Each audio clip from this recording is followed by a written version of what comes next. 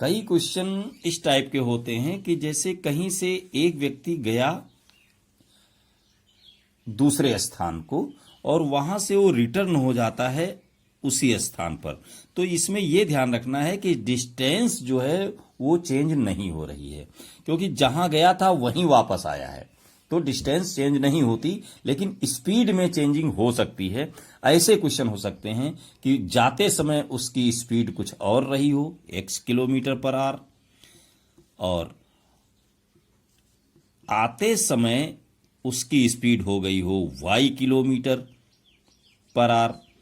तो average speed निकालना हो कि हम एवरेज स्पीड कैसे निकालें, तो इसके लिए क्या करना है आपको, बहुत छोटी सी बात है लेकिन बहुत महत्वपूर्ण है, क्योंकि अगर सॉल्व करने लगेंगे तो बहुत ही टाइम लग जाएगा, तो इसलिए फार्मूलों की जरूरत पड़ती है। तो फार्मूले आप याद रख लें।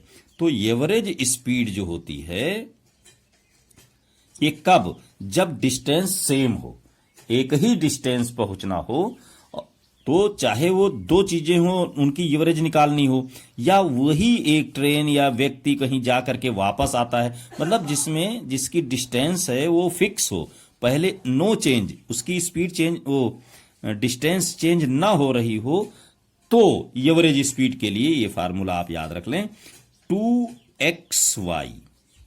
x मतलब पहले की स्पीड और बाद में दूसरे की स्पीड, मतलब वापस आते समय और जाते समय की स्पीड है ये, अपॉन x प्लस वाई। ये आपको याद रखना है कि अगर कोई व्यक्ति कहीं जाता है और आता है, स्पीड चेंज कर देता है, तो एवरेज स्पीड का फार्मूला ये है, दोनों स्पीडों को पहले मल्टीप्लाई करके डबल कर लें और अपॉन में दोनों स्पीड को एक ही जैसा रख लें, तो क्वेश्चन को सॉल्व करना बहुत ही कम समय में हो जाएगा।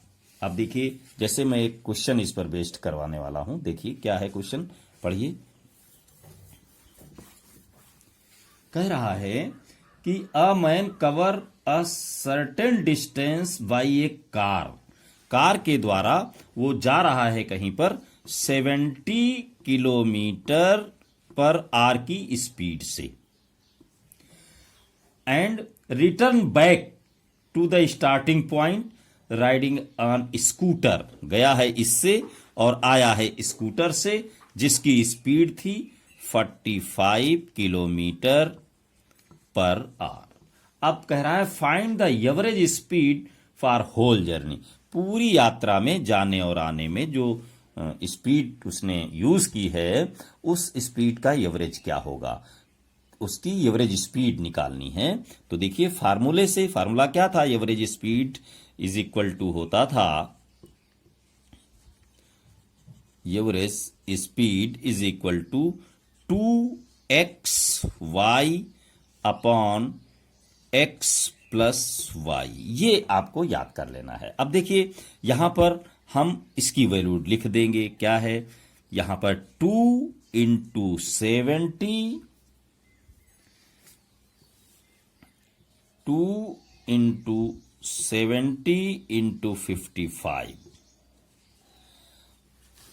अपॉन 70 प्लस 55, ये करना है।